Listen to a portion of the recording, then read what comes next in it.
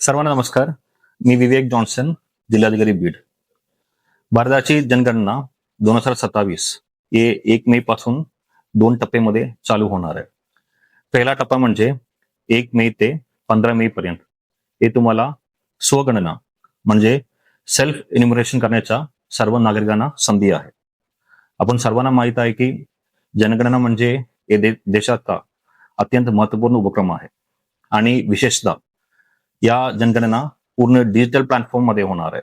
म्हणजे तुम्ही घरी बसून तुमच्या मोबाईलमध्ये तुमच्या पूर्ण माहिती भरू शकतो.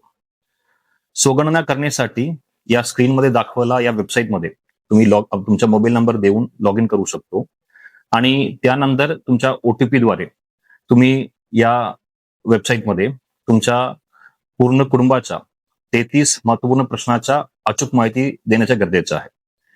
या प्रक्रिया पूर्ण होण्याच्या नंतर तुम्हाला एक 11 डिजिटचा एक SC code, self census code तुम्हाला भेटणार आहे.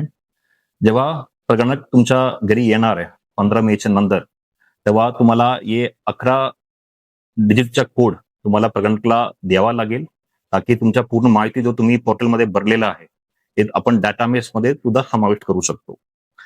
आपण सर्वांना माहित आहे की एक खूप महत्वपूर्ण उपक्रम आहे आणि याच्या मार्फत तुम्ही देशाच्या विकासामध्ये थेट योगदान देऊ शकतो आणि या माहिती भविष्यातील कुठलाही योजना, कुठलाही धोरण आणि कुठलाही पार्लमेंटरी डिसिजन करण्यासाठी खूप महत्वपूर्ण आहे.